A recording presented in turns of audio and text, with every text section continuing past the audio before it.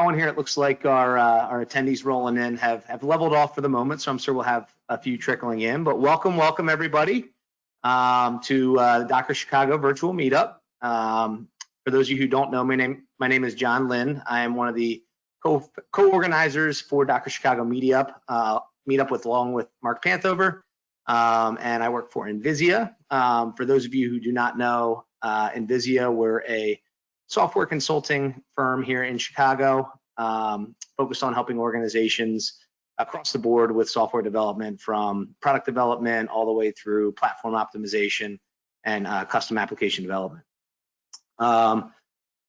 Today we have Frank Kane with us. We're excited to have Frank with us. He is the founder and CEO of Sundog Software. He's got a broad and deep experience in software engineering, computer graphics, technical leadership, and machine learning, and is a very experienced presenter. He's going to be talking today on Elasticsearch on Kubernetes, and we're really excited to hear what he has. As always, as the presentation is going through, if you have questions, please ask them through the GoToWebinar chat. You can type them in there. Mark will be helping to moderate today, and looking at all your questions and making sure they get over to Frank. And then I'm sure we'll have some time at the end for a few questions. And then finally, as always, we are always looking for people that have interest in either presenting, and right now, obviously, with the virtual setup, it's really easy. You can present right from your home. Or if you have any interest in a particular topic or area around Docker or any DevOps related type topics, please reach out to us and let us know. We're always looking for ideas and ways that we can connect you guys and share some of our experiences, or hear some of your experiences be shared with the group and the members. So without further ado, I will turn it over to Frank. All right, thanks for having me. Appreciate it. And yeah, we're going to talk about Elasticsearch on Kubernetes for the next 45 minutes or so. Quick little introduction to myself here, a little bit more context about why you should listen to me. So yeah, I actually spent about 9 years at Amazon.com in Seattle as a senior manager before I started working for myself. And while I was there, I was working mainly in recommender systems and things like, people who bought this also bought, and all the stuff on Amazon that tries to predict what you want before you even know you want it. And as you can imagine, that's a very big part of their business. But it's also a case where there's massive scale involved, right? So we were dealing with building services that had to take tens of thousands of transactions every second and do some pretty complicated stuff behind the scenes there. So even before Docker and Kubernetes was the thing, before big data was even a phrase, and any of that stuff, we kind of had to invent it from scratch at Amazon way back then. We're talking like 2003 when I started there. So back at the time, we kind of developed a lot of our own tools. Our internal sort of equivalent to Kubernetes was something called Apollo there. And these days we have these open source tools that are great that do a lot of the same stuff. So really wish we had that stuff back then. So we'll talk about that. After I left Amazon in 2012, I started off doing some computer graphics work, like John mentioned. But in 2015, I started doing online education, and we sort of had an offshoot of my company called Sundog Education. And we've been publishing courses on, all the big platforms out there for e-learning in the fields of big data, machine learning, and data science. And we've reached over 500,000 students around the world, believe it or not. That's a mind-blowing number. Like if you took the biggest football stadium in the world, you need like 3 of them to hold all of my students around the world. It's crazy. So yeah, one of those courses that we did is about Elasticsearch. And recently I have partnered with a company called CoreLogics, and we'll give them a few minutes to talk about themselves at the end, to expand on that course and put more depth into it. And what you're going to see tonight is part of what's come out of that partnership with CoreLogics. So we've added an entire section to the course about Elastic Stack on Kubernetes. It's actually called Elastic Cloud on Kubernetes, or ECK, or EC for short. And yeah, you're going to be the first ones to see this here tonight. So we haven't actually published this yet, so a little sneak preview. And if you stick around to the end, I'll have a free coupon code so you can get the entire course for free. It's like 15 hours of video content right now, and I'll give it away just for you guys being here. So I am not above bribing you to listen to me for 45 minutes. Also with me tonight is Oded from CoreLogics. Can you say hello, Oded? He's on. Hello. Hi. Hi, yeah. So Oded's going to be kind of our backup for Q&A here. If there's any questions I can't answer, I'm going to kick it over to Oded, and but hopefully I'll be able to handle it. We'll see. It should be fun. All right, so without further ado, let's dive into it. And I'm going to start off with a little presentation about what the heck Elasticsearch is and the Elastic Stack. Because I know this is a Docker meetup, so you're probably familiar with Docker and probably familiar with Kubernetes to some extent already, but Elasticsearch and the Elastic Stack might be new to you. So the Elastic Stack actually consists of a bunch of different components here. At its heart is Elasticsearch itself. Let me get the right window here. And Elasticsearch really started off as sort of a scalable version of the Lucene search engine. So that's an open source search engine that goes way back, right? So what Elasticsearch is a way to horizontally scale Lucene at a fundamental level. Right? It lets you, separate your search index into a bunch of what we call shards. And every shard that might live on a different server is really just an individual inverted index of documents, an individual instance of Lucene. What do we mean by an inverted index? It's a very simple concept. Instead of an index that maps documents to search terms, it maps search terms to documents. So, if you're searching for the word banana, there'd be an inverted index that would say the word banana maps to these documents and these locations within these documents. It's kind of the fundamental building block of any search engine. But what's really cool about Elasticsearch is that it's not just for search anymore. So yes, it's a great tool if you want to build a search engine on Wikipedia or some big textual site where you want people to search for stuff. But it's being used for much more than that these days. In fact, it's being used probably more often for log analysis, believe it or not, because Elasticsearch has expanded to handle structured data. So it's not just about text. It can also aggregate data in real time very quickly. And the really cool thing about Elasticsearch is how quickly it does it. So if you can do a lot of the same stuff using things like Hadoop or Spark or Flink and things like that. But with those tools, you're probably going to wait a minute or two to get an answer back, right? But with Elasticsearch, because it's built on top of a real-time search engine, you'll get those answers back pretty much instantaneously. And that lets us do really cool things like do real-time visualization of your log data. And we'll see what that looks like in a second here.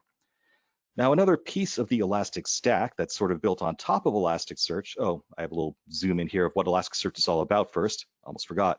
So one thing I want to make clear is that Elasticsearch is not a pretty thing in and of itself. It's really just a server that you talk to through RESTful interfaces, right? So you can just send an HTTP request to either, do a search or index stuff into your index or delete indices or, create your document mappings, whatever you want to do. But fundamentally, it's just JSON data that is going back and forth through REST, right? So this means that any application you can dream up can talk to Elasticsearch and deal with an Elasticsearch server. You don't necessarily have to craft these JSON structures by hand. There's a lot of client libraries you can use to accelerate that progress. But at its heart, Elasticsearch is just JSON data going back and forth over HTTP. That's it. So on top of that, to make it more pretty, because I don't really like, constructing JSON documents by hand, we have something called Kibana, and we're going to see how to install Kibana on Elasticsearch on Kubernetes, hopefully if we have time for that during this session here. So Kibana is basically the web UI that's part of the Elastic Stack that lets you search and visualize your data in your search indices interactively. And it can do complex aggregations and graphs and charts, and this is often the tool that you're going to be using for real-time log analysis. And we'll sort of zoom into what that looks. This is actually an older version of Kibana, but it looks largely the same these days. And, you can kind of think of it as like your own homegrown Google Analytics. You can actually do geolocation. You can break things down by any time frame you want, do these stacked bar charts where you can see, what the error code breakdown is over time. And this makes it really easy to dive into the details of where your server errors are coming from and what's causing them and when they started, when they stopped, and doing that in real time because, if you guys are doing DevOps, the quicker you can identify the source of a problem, the better. And again, this is kind of what Elasticsearch has evolved into. A lot of people are using it for log analysis as opposed to full text search, which is, I think, really interesting. It's one of those unintended consequences that I love to see of new technology. Another component of the Elastic Stack is called Logstash, or more generally the Beats framework. It's kind of the new version of all this stuff. Basically, it's an engine for feeding your log data into your Elasticsearch index. So this is the thing that can sit on each of your web servers that actually funnels those logs into that centralized repository. And there might be a layer in between there that's kind of like manage load, but I don't want to get into the nitty-gritty of that yet. If you do get the free course at the end of this talk, that goes into a lot more detail about how Logstash works. And this is really where CoreLogics sits and introduces a lot of their expertise, and it's that sort of that log visualization piece of it and log analysis. And it's not just for log files. There's a general beats framework. There's something called file beat that can, specifically look for files that are being dropped, but there's other stuff you can do too. And it just manages that problem of pushing data from a large number of machines into a central repository. And I'm sure many of you know that's much easier said than done. And finally, we have something called XPack. So sort of a trend these days in the open source world is that, we have these commercial companies that sort of take ownership of these big open source projects and charge extra for, support or add-ons that they've built on top of that. And that's what XPack is. So Elastic.co offers XPack, which offers these sort of like add-ons for doing security, alerting, monitoring, reporting. They have a machine learning framework for automatically identifying anomalies in your log data. It's kind of cool. Or if you want to do graph exploration, and by graph, I mean, computer science graph structures, not, charts and stuff. And just as a quick example of what that looks like, here's a shot of their monitoring framework. This used to be free. I think it still is. So this is all technically open source, but to enable this, you need to purchase a license from Elastic.co for a lot of these XPack features. So that is Elasticsearch and the Elastic Stack in a nutshell. Just to summarize, fundamentally, it's a search engine that's distributed across a fleet of servers, which is why we need something like Kubernetes. And it's not just for full text search. You can also use it for log analysis. And the important thing to remember for this presentation is that Kibana is sort of the web UI that sits on top of that. So throughout this presentation today, we're going to install Elasticsearch on a cluster, a simulated cluster using Kubernetes. And we will also install Kibana, and we'll see how that all works. So let me get out of this presentation here. Hey, John, is there, there's a question wondering about Elastic versus the ELK stack. Are they the same thing? Yeah, so ELK is kind of the older term for the Elastic Stack. So ELK stood for Elasticsearch, Logstash, and Kibana. So, back in the day, that was the entire stack in and of itself. But that's since expanded to include things like the Beats framework and the XPack that I talked about later on there. So Elastic Stack is just sort of the new term because it's more than just ELK these days, right? Does that make sense? It does. Great. Thank you. Cool. All right, so at this point, I've got about 15 minutes worth of slides, and we're going to talk about sort of the fundamentals of Kubernetes and the features of Kubernetes that we need in order to install Elasticsearch and Kibana. So, I imagine some of you are already very deeply familiar with Kubernetes. If you are, this would be a great time to go to the fridge and get a tasty beverage of your choice. It is after 5 o'clock where I am here in Orlando, so, I won't judge. But, if you want to stick around with me for 15 minutes, we'll dive a little bit more deeply into Kubernetes. So let's start this with an overview of Kubernetes and how it all works behind the scenes. And then armed with that knowledge, we'll turn to some practical hands-on exercises to get our hands dirty and see how we can build and run the Elastic Cloud on Kubernetes. And again, that's ECK for short. So what we're going to cover, hopefully, time permitting, is some fundamental Kubernetes concepts. We're going to use Vagrant to create a Kubernetes cluster with 1 master node and 2 worker nodes. And then we'll create an actual Elasticsearch cluster on Kubernetes on those 3 machines or virtual machines. I'll show you how to extract the password from Kubernetes secrets so you can actually connect to that cluster. And then we'll publicly expose some services running on Kubernetes to the internet so we can actually talk to our Elasticsearch cluster from outside of that cluster. Show you how that works. We'll then install Kibana, that web UI I talked about. I'll show you how to inspect the logs on your pod, on your Kubernetes pod. And I think we'll have time to install the Kubernetes web UI as well. I'll be surprised if we get to installing plugins, but I could be wrong. We'll see. Again, if we don't finish all of these things, you will get access to the full online video course for this stuff when we're done, so you can always watch it later on if you want to. All right, so as you know, there's a trend to run everything in isolated little boxes, either on virtual machines or containers, and the reasons for doing this are many, but this is the Docker meetup here, so I'm sure I don't have to talk to you about that. But let's just say that containers make some aspects easier for us, especially when we're dealing with large-scale operations like we're talking about here. Now, managing 1, 2, or 3 containers is no big deal. We can usually do that manually. But when we have to deal with tens or hundreds of them, like we did at Amazon, we're going to need some help. And that's where Kubernetes comes in. So what is Kubernetes? Well, by way of analogy, if containers are the workers in a company, then Kubernetes would be the manager, supervising everything that's happening and taking appropriate measures to keep everything running smoothly. So after we define a plan of action, Kubernetes does all the heavy lifting to fulfill our requirements. So here are some examples of what you can do with Kubernetes. You can launch hundreds of containers or whatever number you need with much less effort. You can set up ways that containers can communicate with each other, networking and all that stuff. We can automatically scale up and scale down. So when demand is high, we can create more containers, even on multiple physical servers, so that the stress of the high demand is distributed across multiple machines, making it easier to process. And as soon as your demand goes down, it can remove the unneeded containers as well as the nodes that were hosting them if they're sitting idle. Now, if there are a ton of requests coming in, Kubernetes can load balance and evenly distribute the workload to multiple containers and nodes, so it's kind of a software load balancer as well. Containers are carefully monitored with health checks according to your user-defined specification, so if one stops working, Kubernetes can restart it or create a new one as a replacement or kill it entirely. So if a physical machine running containers fails, those containers can be automatically moved to another physical machine that's still working correctly. So let's analyze the structure from the top down to get a good handle on things before diving into our hands-on demo here. So first, Kubernetes must run on computers of some kind, right? And it might be dedicated servers, it could be virtual private servers, or in our case today, virtual machines hosted by a capable server, which today is my desktop. Multiple such machines running Kubernetes components form what we call a Kubernetes cluster, which is considered the whole universe of Kubernetes because everything from containers to data to monitoring systems and networking exists here. And in this little universe, there has to be a central point of command, kind of like the brains of Kubernetes. We call this the master node.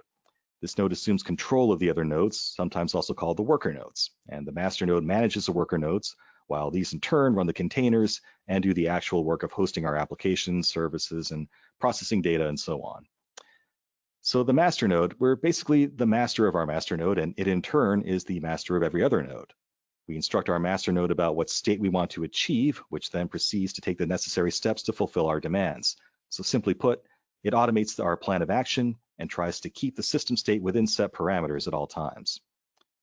Now, the worker nodes are kind of like the worker bees of a Kubernetes cluster, and they provide the physical resources such as CPU and storage space and memory to run our containers. So up until this point, we kept things simple and just peeked at the high-level structure of a Kubernetes cluster. So now let's zoom in and take a closer look at the internal structure so we better understand what we're about to get our hands dirty with. So pods are like the worker ants of Kubernetes, the smallest unit of execution. Pods are where the applications run and do their actual work, processing data. A pod has its own storage resources and its own IP address and runs a container or sometimes multiple containers grouped together as a single entity. Now, pods can appear and disappear at any moment, each time with a different IP address. So it would be quite hard to send requests directly to a pod since they're kind of a moving target. So to get around this, we use something called Kubernetes Services. Now, a Kubernetes service is kind of like a front door to a group of pods.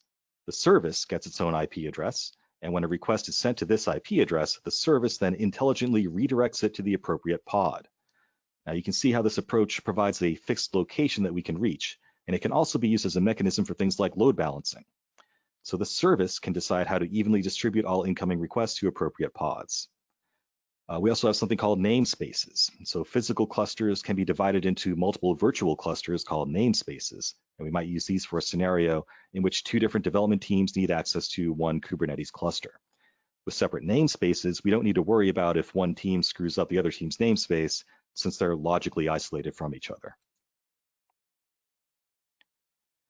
And in deployments, we describe a state that we want to achieve, and Kubernetes then proceeds to work its magic to achieve that state that we want.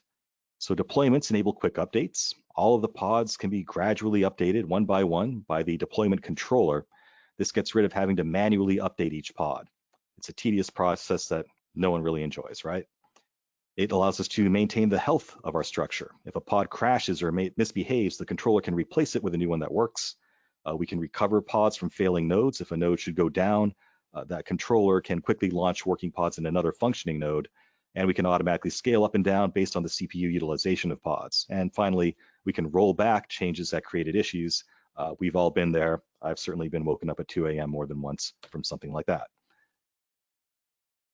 Okay, so first, things like pods, services, and namespaces and volumes and the like are called objects. And we can apply labels to all of these different kinds of objects. Labels help us by grouping and organizing subsets of these objects that we need to work with. The way that labels are constructed is with key value pairs. So consider these examples: app:/nginx or site:/example.com. Applied to specific pods, it can easily help us identify and select those that are running the Nginx web server and are hosting a specific website. And finally, with a selector, we can match the subset of objects we intend to work with. So for example, a selector like app=nginx or site=example.com would match all of the pods running Nginx and hosting example.com. All right, we're almost done with the slides, I promise. All right, so stateful ingress. So in a similar way that Kubernetes services sit in front of pods to redirect requests, ingress sits in front of services to load balance between different services using SSL or TLS to encrypt web traffic or by using name-based hosting. So let's take an example to explain name-based hosting. Let's say there are two different domains, for example, a.example.com and b.example.com, pointing to the same ingress IP address. Ingress can be made to route requests coming from a.example.com to service A and requests from b.example.com to service B. And this is important for Elasticsearch. So deployments assume that applications in Kubernetes are stateless. That is, they start and finish their job and can then be terminated at any time with no state being preserved. But we need to deal with Elasticsearch, which does need a stateful approach. So Kubernetes has a mechanism for this called stateful sets. Pods are assigned persistent identifiers, which makes it possible to do things like preserve access to the same volume, even if the pod is restarted or moved to another node. We can align persistent network identifiers, even if pods are moved to other nodes. We can start pods in a certain order, which is useful in scenarios where pod 2 depends on pod 1, so pod 1 would need to start first every time. And it can also do rolling updates in a specific order.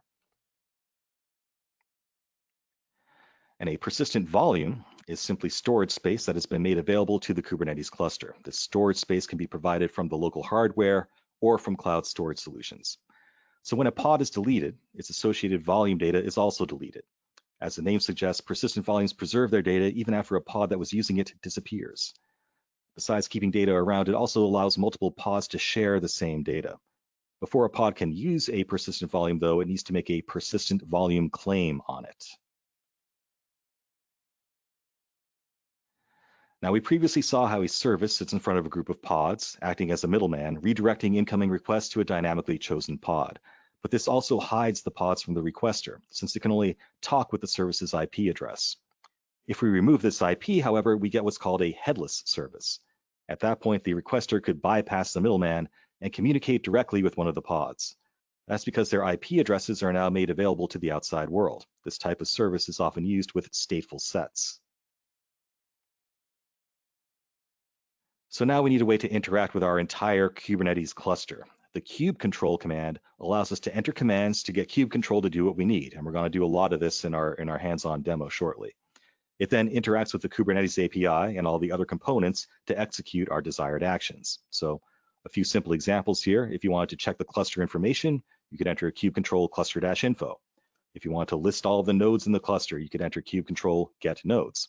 And again, we're going to be doing a lot of this when we go hands-on in a minute here. Frank, just a heads up, we are getting a couple of questions, but they're more a little bit more related to the deployment of Elastic. So I'm going to let you finish up with the overview here first, and then we'll hop to those questions. Just for those people that have submitted them, we're not ignoring you. We're just kind of queuing it up for the right time. That's all right. Okay. Cool. Yeah, and I mean, the deployment is what we're going to be doing in our demo here too, so hopefully that'll answer some questions, but we can definitely take a break after the slides here and kick off a few questions too. So let's talk about operators. So some operations can be complex. So for example, upgrading an application might require a large number of steps or verifications and decisions on how to act if something goes wrong. This might be easy with one installation, but what if we have 1,000 to worry about? So in Kubernetes, hundreds, thousands, or more containers might be running at any given point. If we would have to manually do a similar operation on all of them, it's why we'd want to automate that. So that's what operators are for. And we're going to be using that in our deployment example here. We can think of them as sort of software operators replacing the need for human operators. These are written specifically for an application to help us as service owners to automate tasks. So operators can deploy. You just answered one of the questions. Oh, cool. I believe. Yay. Good job. I read your mind. Let's see. Anyway, so operators can deploy and run the many containers and applications that we need and react to failures and try to recover from them, automatically backing up data and so on. So this essentially lets us extend Kubernetes beyond its out-of-the-box capabilities without modifying the actual Kubernetes code. All right, last slide.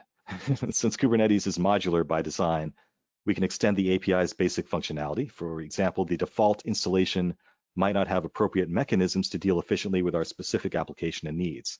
So by registering a new custom resource definition, we can add the functionality we need, custom tailored for our specific application. So in the exercise we're about to do, we'll explore how to add custom resource definitions for various Elasticsearch applications. And with that, we'll take a little break for some Q&A here, and we'll start to go hands-on and actually show you this stuff in action. Excellent. Yeah. So one of the questions that came up, I'll start with Zach's first. He was asking about there's still recommendations using Helm chart going forward, or for the new ECK operator chart or the operator. So I think you were started to get into the operator discussion. So I at least I think that might be where you're going.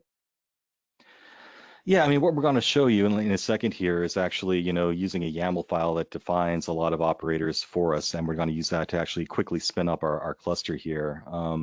If you want to talk more specifically about the chart stuff, Oded, do you have anything to add there?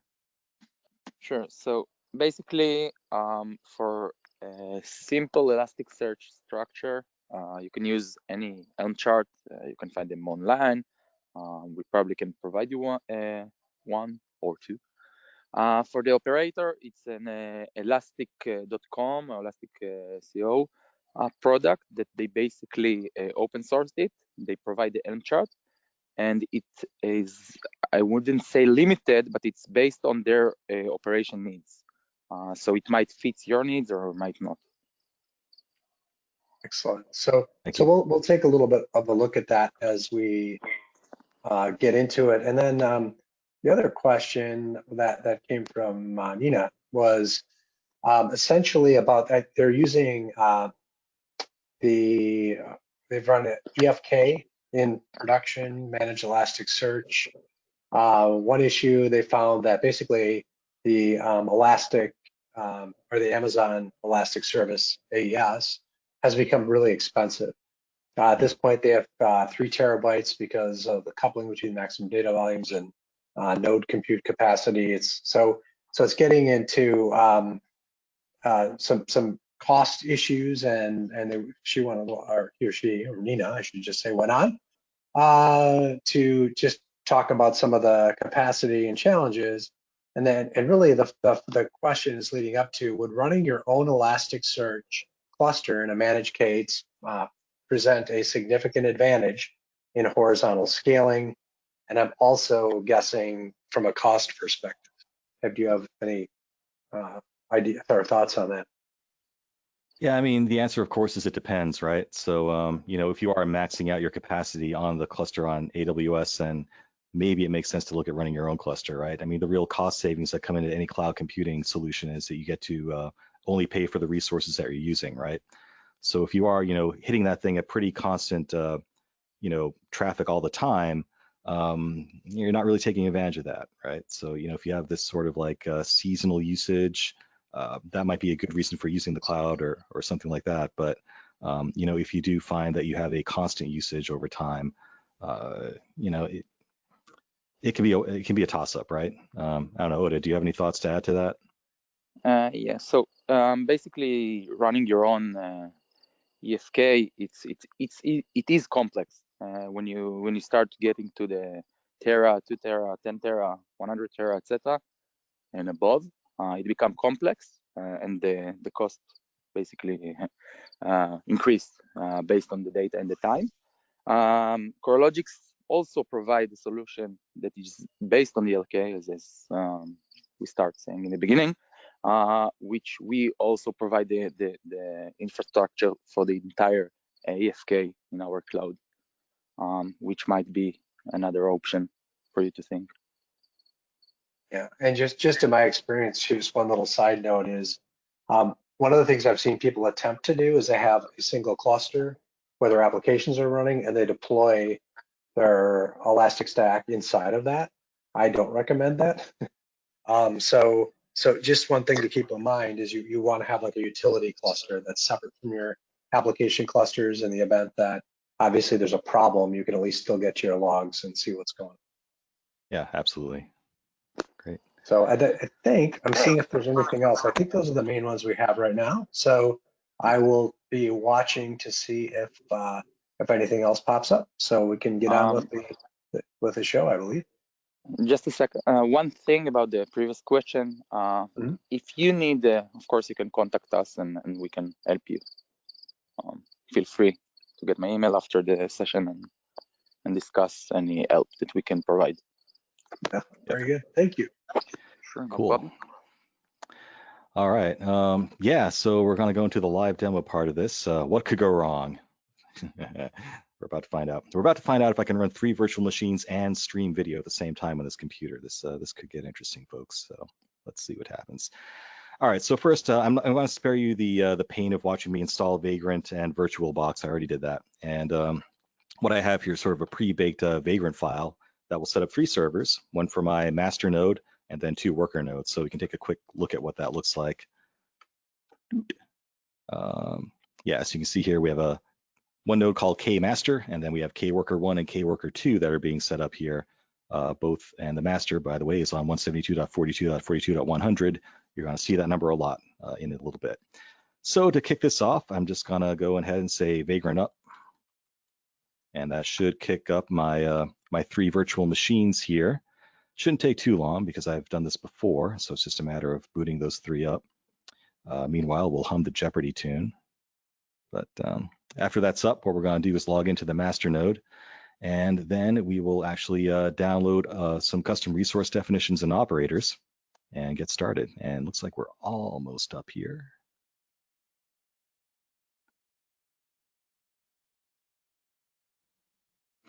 I will say this booted up faster when I was not streaming video, so could get fun, guys. I think next time I'll just do this ahead of time. But yeah, once this is ready, we're going to create an Elasticsearch node, and then when we're done with that, we'll continue with actually setting up Kibana on that node as well. I'm pretty sure we'll have time for all that. And looks like the worker's coming up now.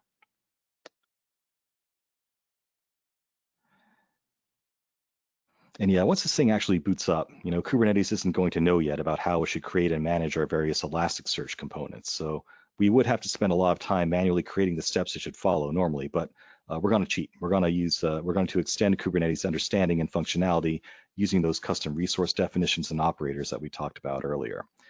So luckily, the Elasticsearch team provides a ready-made YAML file that defines all the necessary resources and operators. That makes our job a whole lot easier. In fact, while we're waiting for that to finish booting up, I'm just going to pull up what that file looks like here. Should have made the font a little bit bigger here, but the specific contents aren't that important. You can just see it's a really big file that contains a whole lot of information about various data structures and how to actually populate those structures to actually, you know, build your own Elasticsearch cluster. So this is kind of the meat of it. And this, again, comes from elastic.co itself. This is something they provide. Hey, it looks like we're up. Cool. So now I'm going to go ahead and log into the master node with Vagrant SSH kmaster was the name of that node in our Vagrant file. Hopefully it will come up. And I am on Windows here, but it's just SSH, guys. So, you know, if you're on Linux, it all works the same way. All right, we're into the master node. Very cool. So let's get the list of nodes that are in our Kubernetes cluster, shall we? And we can just say kube control get nodes, and hopefully, yay, they're there. So we have our master, and we have kworker1 and kworker2, and thankfully, all 3 are in a ready state. So far, so good. Okay, so next we're going to actually import and apply the structure and logic defined in that YAML file that I just took a peek at. And to do that, we'll say kube control. Again, that's that command we talked about that just, you know, submits a command to the entire cluster at once. Apply -f. So I'm going to do this from a file, which is actually on the internet, https download.elastic.co/downloads/ec Elastic Cloud on Kubernetes 1.1.1/all-in-one.yaml. So yeah, we're just going to go ahead and suck down that YAML file from elastic.co and let it work its magic. All right, so you can see that it didn't actually do a whole lot of work. It just sort of created those definitions, so it knows how to do things and achieve the states that we want, right? Okay, so many definitions have detailed descriptions that we looked at there. That can be helpful when you want to understand how to use them. So if you actually examine that file more deeply, that information's there if you want to. And we talked about namespaces in the slides. Let's see what sort of namespaces we have here. To do that, we can say cube control get ns. Whoops, it would help if I typed it right. And you can see that we have an elastic-system namespace there.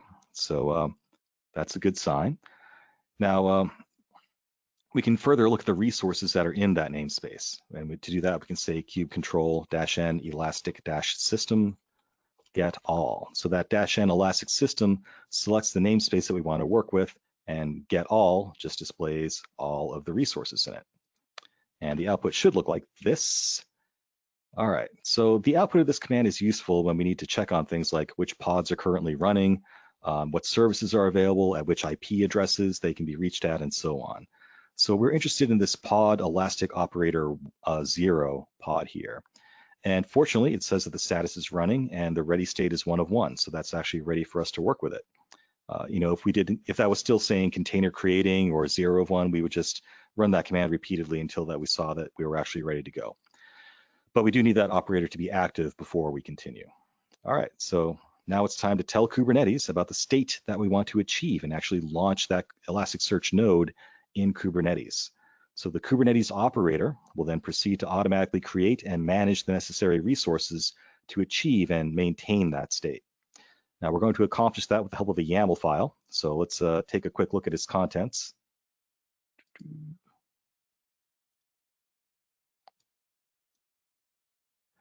And we'll just kind of walk through this a little bit here. So in section 1 here, kind means the type of object that we're describing and intend to create. And then under metadata, the name, which is a value of our choosing, we're under section 2 here, helps us identify the resources that we'll be creating.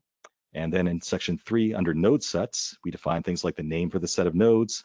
In count, we choose the number of Elasticsearch nodes that we want to create. And finally, under config, we define how the nodes should be configured.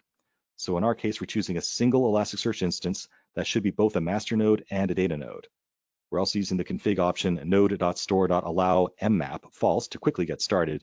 But in a production environment, you don't want to just do that. You should read the documentation about virtual memory before deciding on a specific value there if you were doing this for real. And going down to number 5 here under pod template, we have spec or specifications for the containers. Under env, we're passing some environment variables. These ultimately reach the containers in which our applications will run, and some programs can pick up on these variables to change their behavior in some way. The Java virtual machine running in the container and hosting our Elasticsearch application will notice our variable and change the way that it uses memory by default. Also notice that under resources, we define requests with a CPU value of 0.5 that decreases the CPU priority of this pod. And skipping down to 6 here under HTTP, we define a service of type node port. This is important. So this creates a service that will be accessible even from outside of Kubernetes' internal network. So we're going to analyze why this option is important and when we'd want to use it. Now under the ports section, we find port that tells the service on which port to accept connections, but this is only for apps running inside the Kubernetes cluster that can connect to that. No external connections are allowed to that port. So for external connections, we're going to use the node port instead, which here is specified as 31920. So the target port makes the request received by the Kubernetes service on the previously defined port to be redirected to that target port in one of the pods. So of course, the application running in that pod or container will also need to listen on that port to be able to receive those requests. So for example, a program can make a request on port 12345, and we could map that around to redirect that request to a pod on target port 54321 if we wanted to. And Kubernetes runs on nodes that are physical or virtual machines, and each physical or virtual machine can have its own IP address on which other computers can communicate with it. This is called the node's IP address or the external IP address. So the node port opens up a port on every node in your cluster that can be accessed by computers that are outside of Kubernetes' internal network. So for example, if one node were using a publicly accessible IP address, we could connect to that IP and the specified node port, and Kubernetes would accept that connection and redirect it to the target port on one of the pods. So as mentioned earlier, we can find a lot of those objects in that all-in-one.yaml file that I looked at earlier. You could search through that and find more information about how this is all set up. But With that out of the way, let's actually pass that desired state to Kubernetes and spin up our Elasticsearch node. To do that, all we have to do is say kube control apply -f, and I'm just going to download that file we just looked at from GitHub, raw.github user content.com/CoreLogics-resources. So CoreLogics put this together for us. Elasticsearch, Elastic-cloud on Kubernetes webinar master. GitHub URLs are so long. 01 single node elasticsearch.yaml. What do you think the odds are that I typed that right, guys? Let's find out. Hey, it's doing something. Oh, I think I did it. Cool. All right, so it might take a little bit of time for that new node to spin up, but we can check on its status with kube control get all. All right, so when the pod containing our Elasticsearch node is finally created, we should notice the output of this command that pod quick start es default should be running with availability of 1 of 1. There it is down here. So let's just keep, oh, there, I'm sorry, it's up here. So we have 0 of 1 under ready status right now, so we want to wait for that to be 1 of 1. So let's just run that again. All right, now we're at 1 of 1. Sorry, I was looking at the wrong spot here. It's Frank, one question was a little bit about the font. Some people, it's just a little fuzzy to some folks. I mean, I'm making it out. Really? I don't know. If there's anything that you could do that's easy, I thought I'd ask, but otherwise it's readable. It's just a little. Yeah, unfortunately, we're on Windows here, and it doesn't really give you a whole lot to play with here. I'm pretty sure that's the biggest font that I have available. Let's try that one. I think that's worse, actually. Yeah, I think it might be a little clearer on this end, but it looks weird. Yeah, the aspect ratio is kind of. Yeah, I mean, again, feel free to watch the videos after this when you're done. We are going to give you a link for that, and you can watch it in full HD glory there. And I would encourage people to make sure their window's full size as well. It's pretty obvious. That would definitely help. Yeah. Okay. Thank you. Yeah, and in the videos, in the actual course, we actually zoom in on the parts that we're typing and make it more readable. So yeah, but I'll try to talk through what we're typing here. And I'm not going to go too much longer because we're at 6:15 already, but we'll see what I can get through in the next 5 minutes or so here, okay?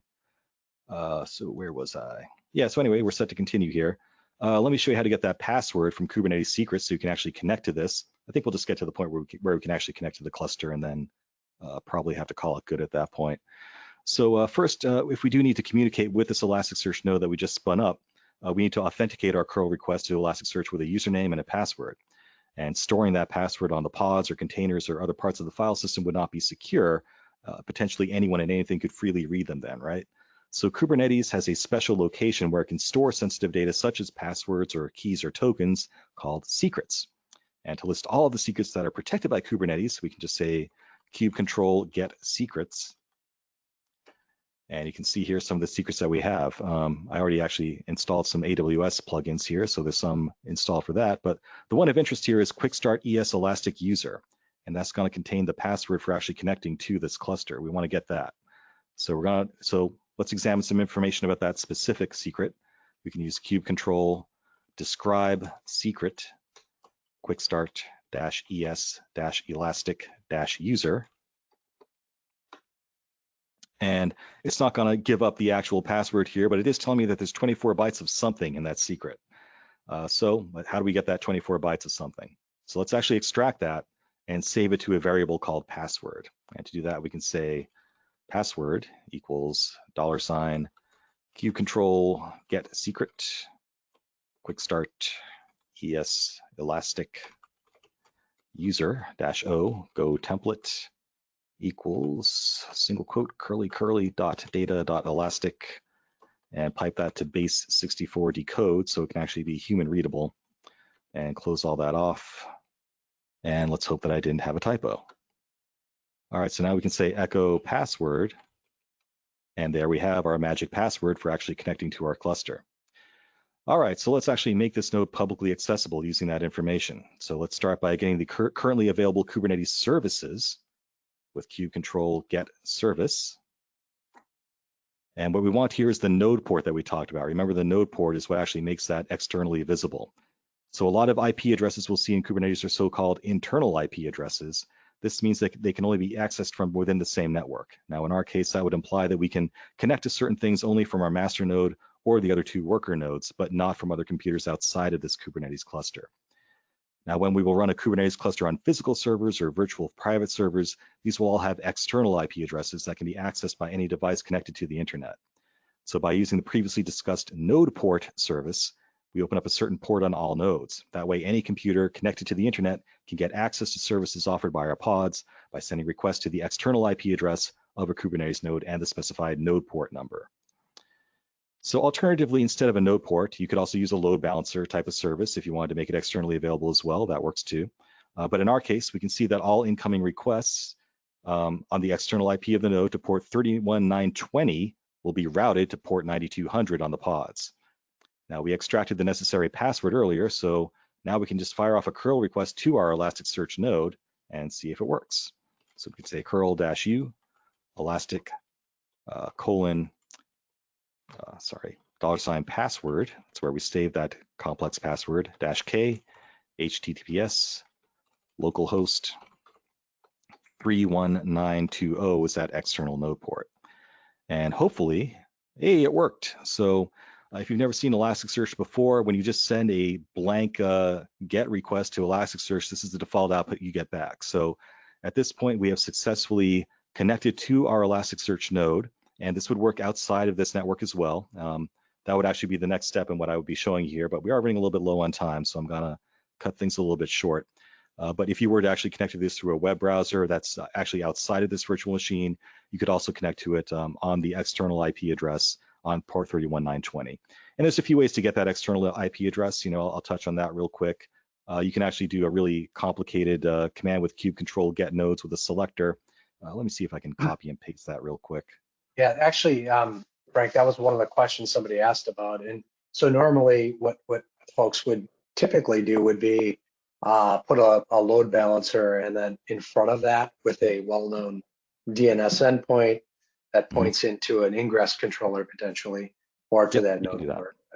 So then this is only for your demo setup, right? So that's, and you predefined the ephemeral port there, 31920, which worked great. But if it wasn't available, that could have been another issue when you deployed. Yep, absolutely. And if you do want to find out what that external IP address is, this secret incantation will give it to you, or you could do something like IP-ADDR and just look at what ETH1 interface is giving you for an IP address. So armed with that, you could actually go to a web browser or whatever and get into this little virtual demo cluster. But we're running low on time, so I'm going to cut it off here. We've only got about halfway through the stuff I thought we were going to get through. So I'll have to cut that short next time. But again, we do have a free course where you can get the rest of it. So let me go back. Hey, there I am. I'm huge again. But yeah, if you actually go to our website at sundog-education.com, you'll find the full Elasticsearch 7 course there. And normally it sells for $40, but for you, it's free. So just use coupon code ELASTIC, and that will give you 100% off the Elasticsearch 7 course, which was co-produced with our friends at CoreLogics here. So yeah, with that, I don't know if we have some folks from CoreLogics online. Yeah, that's what I was wondering in terms of our. I don't know that I see. Yeah, it doesn't look like Byron. Yeah, I know he had some medical stuff going on today. So, but I will give a quick tip of the hat to CoreLogics. Visit CoreLogics.com. They organize this entire thing, and they've been my partner in putting this course together, and they've been really great to work with. They're good people, as they say, and they can help you with your Elasticsearch cloud deployments. And I don't know, Oded, do you want to say a few words about CoreLogics? Yeah. So CoreLogics is. I'll make it brief because I think we are short in time, but basically CoreLogics is exactly what this training is for. We are doing a log aggregation product that runs on the cloud that helps customer to send the data to our cloud environment. We managed it for it in the ELK structure. And above that, we provide a lot of machine learning abilities like identifying and optimizing your logs, tagging, real-time alerts, and new technology that comes up that it should be newsletter soon.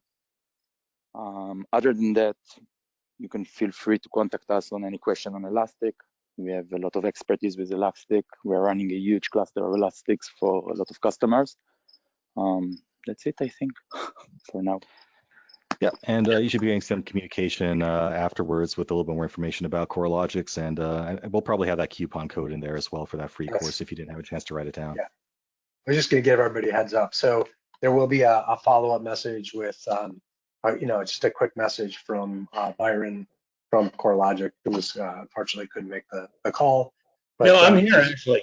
Oh, did you? Oh, you're there. Yeah, I've been here the whole time, and like most people, I guess I was muted. So. Hey, I just wanted to say thank you to everyone. Again, my name is Byron Driscoll.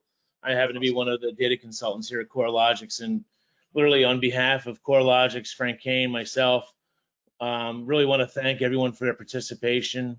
Hopefully you found this meetup as informative as I did. And I'd be remiss, if I didn't quickly mention a little bit about CoreLogics, and our value to the DevOps, Elastic, Docker, CI/CD communities.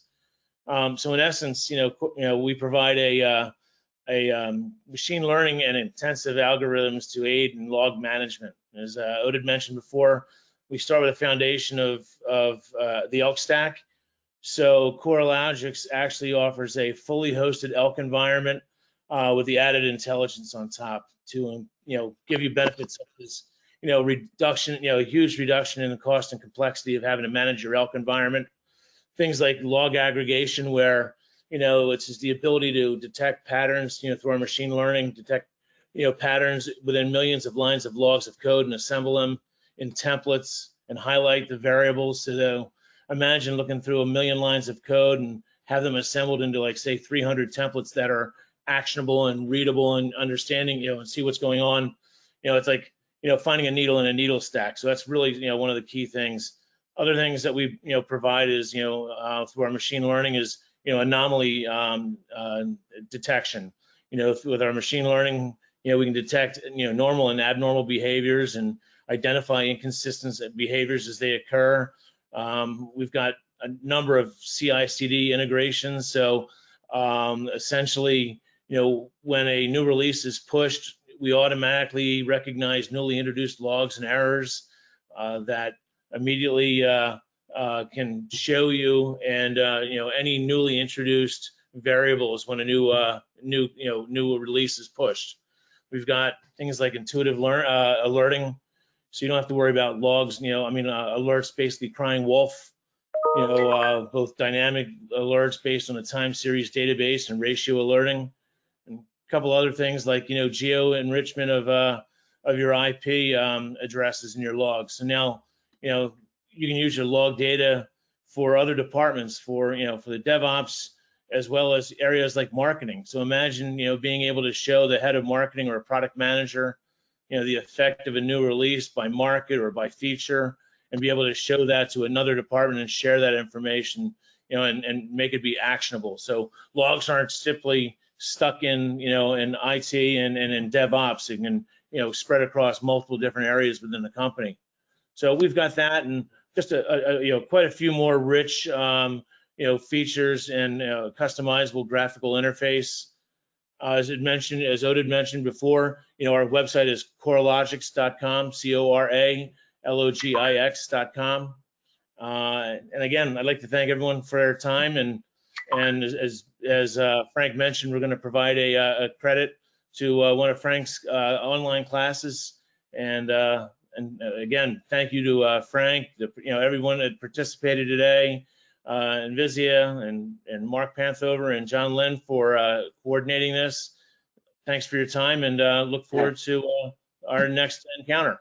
Well, good. It was good to hear you were there, Byron, lurking in the weeds. So there's one more question, and this is actually now that there was a clarification. And so one of the things that was asked from a Kubernetes and a perspective for the cluster. And so one of them, so when you're looking at an Elk stack, right? So you've got multiple entry points into it.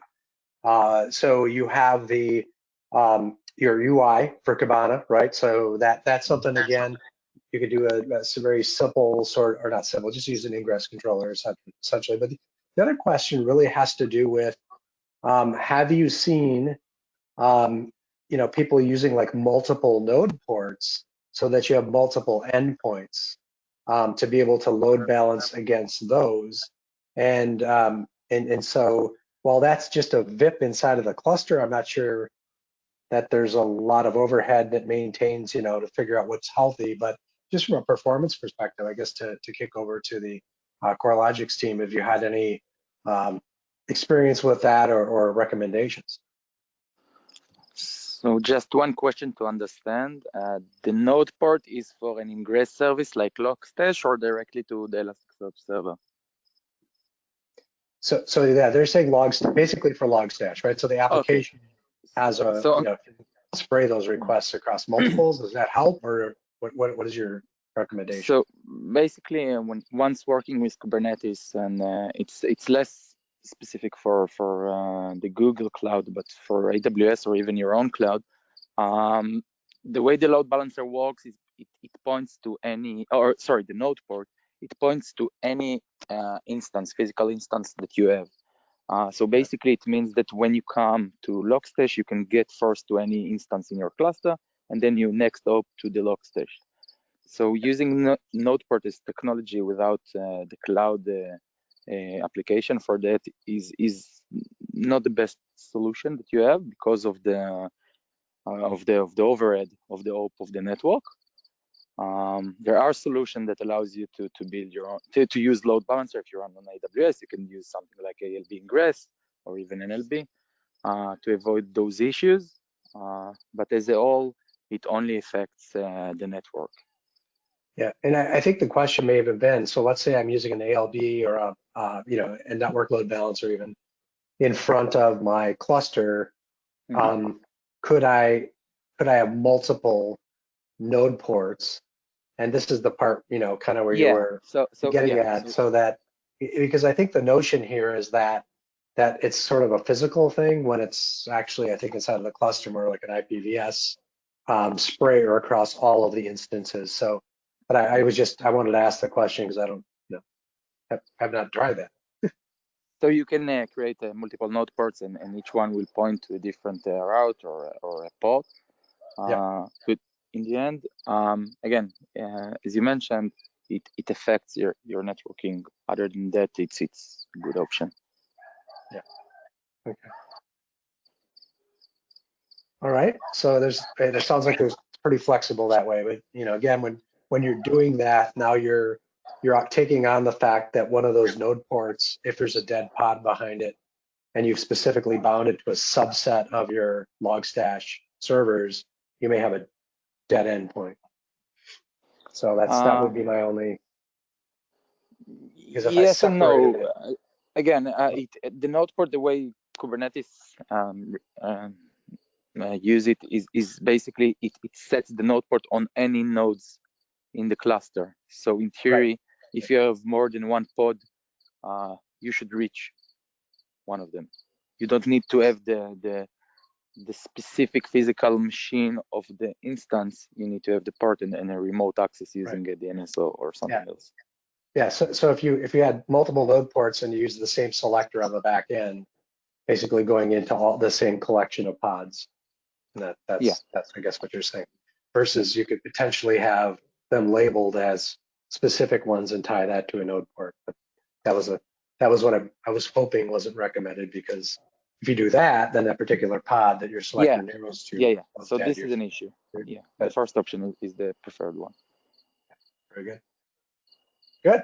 Let me see if there's anything else. I do not see any fresh questions, but with that, I think we're at time. And I would like to thank Frank and CoreLogics team for putting everything together here. It was really nice presentation, intro to Kubernetes, but I like that. That was a good entry level. Thank you for having us. Very good. Thank you very much. Thank you. So John, any final words? Yeah, just want to say thanks as well. That was great. And just a reminder to everybody out there, we are looking for ideas and or presenters for future meetups. So if you have a topic or a situation or something you'd like to talk about, and share with the group, or something you'd like to hear about. Let us know. Reach out to us either through Meetup or LinkedIn or something like that. So thanks, everybody. Appreciate it. Have a great night. Good night. Thank you.